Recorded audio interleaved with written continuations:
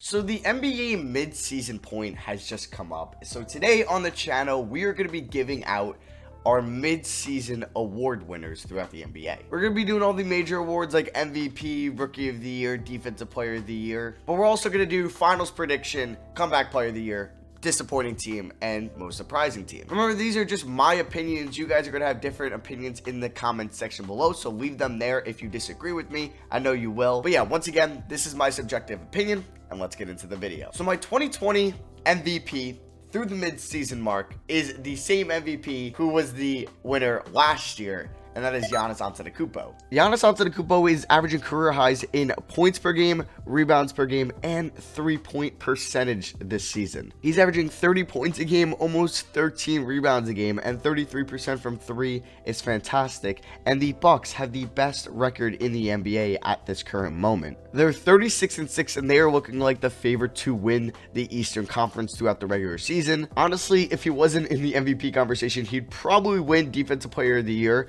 this year, and I think he should have won it last year as well. Fantastic rim protector, fantastic on the perimeter. He was kind of my no-brainer pick for the MVP. Other guys I did think about was Luka Doncic, James Harden, LeBron James, but that was about it. I think Giannis is the clear pick here, and he's my MVP for the 2019-20 season. All right, moving over to Rookie of the Year. This is another no-brainer one. Yes, we have fine rookies like Kendrick Nunn and Brandon Clark, but it's Jon Moran. Not only is Jon Moran playing like the best rookie on the court, he's led the Grizzlies to a 19-22 record, which is the current 8th seed in the Western Conference. Who thought the Grizzlies were going to be in playoff contention midway through the season this year? Ja's averaging 18 points, 7 assists a game, and he's shooting 41% on threes. But he's really picked it up as of late. He's averaging 20 points, about 9 assists, shooting 44 from 3, 61 from the field in his last 7 games. Also getting about 4 rebounds a night, which is nice. Yes, his turnovers are a little high, above 3, but with his usage rate as a rookie,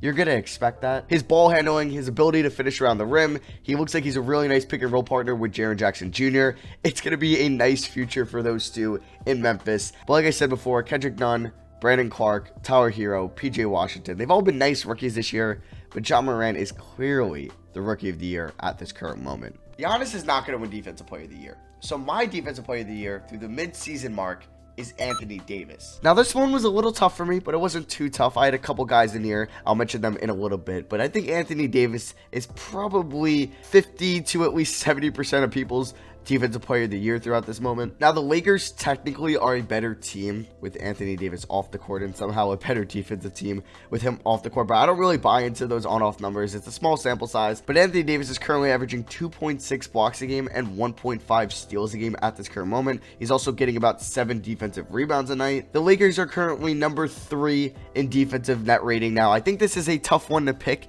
in Anthony Davis because there is some other good candidates like Joel Embiid, but his health is probably going to determine that. Rudy Gobert is always going to be in that conversation. I think Marcus Smart deserves some love. Even Brook Lopez, I think, deserves some recognition. Guys like Jonathan Isaac, he was playing nice, but unfortunately he got hurt. And I don't think Bam Adebayo is Defensive Player of the Year caliber just yet. But I'm going with AD as my Defensive Player of the Year pick, but it could definitely change come April. Okay, this one was tough. Most Improved Player. I had it down to 3 players, and one of them isn't even Lou Williams. So this was tough. You could even say 4 players. But I ended up going with Montrezl Harrell. Montrezl Harrell is currently averaging 19 points, 7 rebounds, 2 assists a game, shooting about 57% from the field, and he's playing about 29 minutes a night. I think that he could have been 6th Man of the Year last year, but his counterpart Lou Will took that award. He's also shooting about 65% from the line, which isn't great, but he's getting to the line about 5.5 times a night. He's one of the best role players in the NBA in the pick and roll. He's averaging over a block a game. He's great on the defensive side of the ball for someone who's a little bit undersized playing center,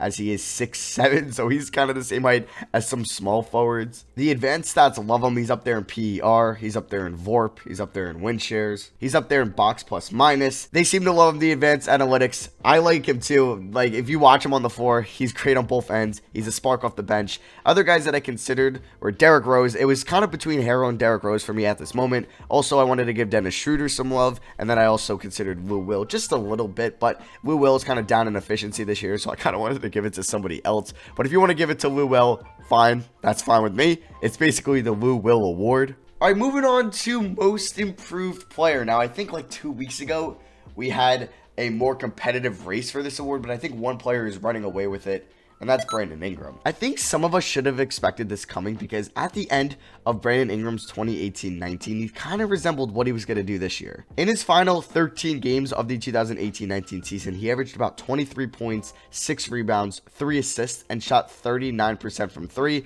but he only took 2 threes a game, so that was a pretty small sample size, but we should have kind of knew that he could break out this season. Yes, he didn't play the remaining 18 games due to health injury. That was scary, his health injury, because we didn't know how severe that was going to be, but this season he's been on another level. He's averaging 25 points a game. His previous career high was 18 last year, so he's up 7 in that category. He's averaging 7 rebounds a game. His career high was 5.3 in his sophomore year. He's averaging 4.2 assists. His career high was 3.9 in his sophomore year. What's crazy is he's shooting 87% from the line. His career high was 68% in his sophomore year, and he's getting to the line about 6 times a night. But what's huge is he's shooting 41% on threes. Yeah, 41% on threes on 6 attempts a night. His career high in attempts per night were 2.5 in his rookie year, and he shot 29% that year. So he's up 11% in threes, and he's taken more than 4 a game from his rookie year, which was his previous highest sample size in threes a night. Also, on mid-ranges, on like short mid-ranges, not long mid-ranges, about 10 to 16 feet, he's shooting 47% from the field, which is crazy. Last year was his career high, and he shot 39%, so he's up 7% there. He's been crazy, guys. I think he deserves most improved player. I know that the Pelicans aren't great. They've had their injuries. Ingram's missed a game or two, or he's missed a couple games, excuse me. But I think he's the clear most improved player at this moment. Other guys that I wanted to give some love to were Devontae Graham, were Pascal Siakam, were Bam Adebayo, Malcolm Brogdon, but I think this is Brandon Ingram's award at this current moment. And our final kind of main award is Coach of the Year. Now, this one is tough. Coach of the Year is always tough because I don't think there's a favorite this year, like a runaway favorite, because Budenholzer won it last year. I don't think Frank Vogel is going to really be in that discussion for the best team in the Western Conference, but I think it's Nick Nurse. Now, Coach of the Year is a weird award because sometimes it's given to the best coach on the best team, like the best record.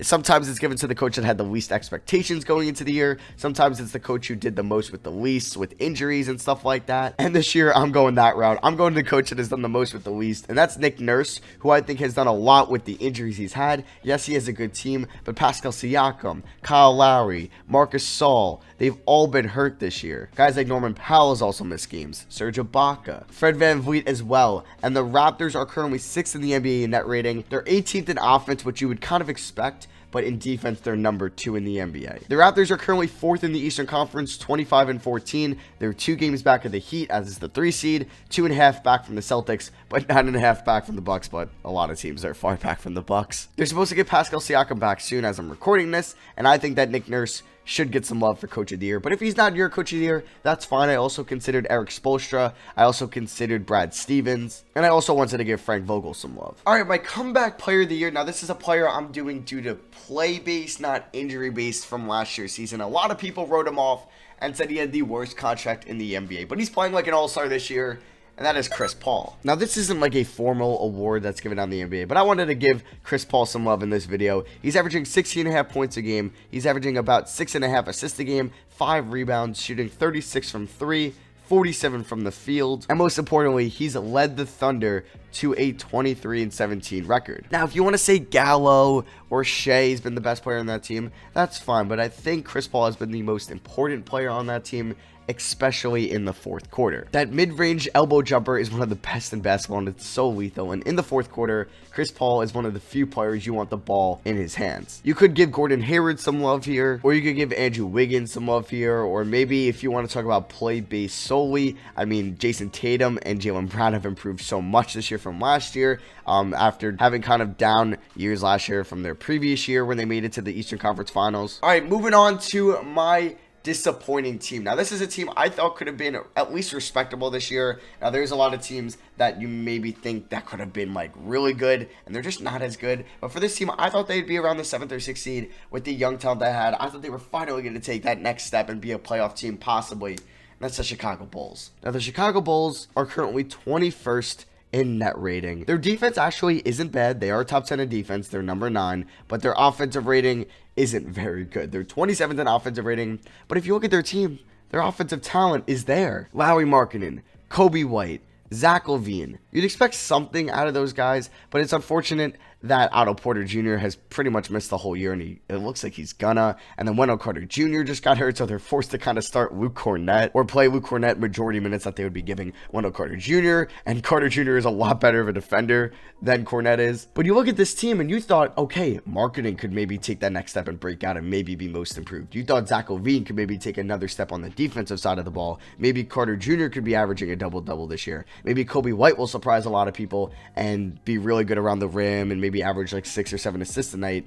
But no, it's just not happening. Their best player this year is Zach LaVine. He's shooting 40% on threes on 8 attempts a night. He's been great on the offensive side of the ball. No debate there. But the defensive side, it's not pretty. A guy I was so high on going into the year, Lauri Markkanen, is having a career low in points a game, in rebounds per game, in 3-point percentage, also in field goal percentage. It's just disappointing. I think they need a new coach. I think they could result in firing Jim Boylan this year, even though they gave him a 2-year extension last year. I don't know why, but yeah, I think they need a new coach in Chicago, and they've been my most disappointing team. Now, my most surprising team, a team I didn't have personally making the playoffs going into this year, but right now it's looking like they might be the 5 seed or the 6 seed, and that is the Dallas Mavericks. So the Dallas Mavericks are currently 3rd in net rating. In defensive net rating, they are 16th, which is a little bit below average, but offensive net rating, they are number 1 in the NBA, and that is mainly due to the MVP-like season of Luka Doncic. Now, if you're a Mavs fan, you probably could have maybe predicted this, but I think most people didn't think Luka was going to be an MVP caliber player already in year 2.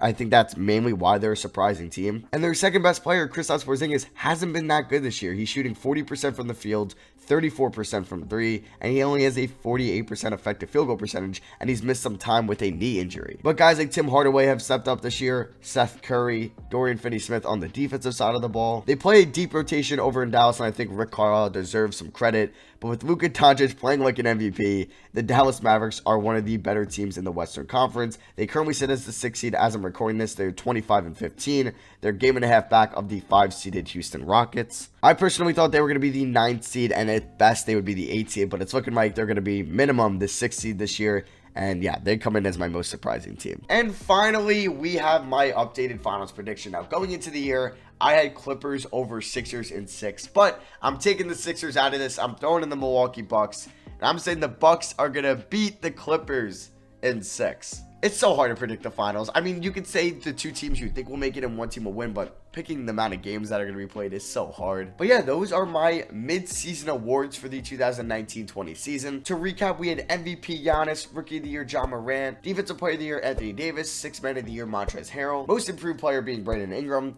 Coach of the Year being Nick Nurse, Comeback Player of the Year being Chris Paul. My most disappointing team was the Chicago Bulls. My most surprising team was the Dallas Mavericks. And my finals prediction is now Bucks over Clippers in 6. So yeah, let me know what you guys disagree with, or let me know what your awards are in the comments section below. Leave a like if you guys did enjoy the video. I'd appreciate that a lot. I love you guys, and I'll see you guys next video. Peace.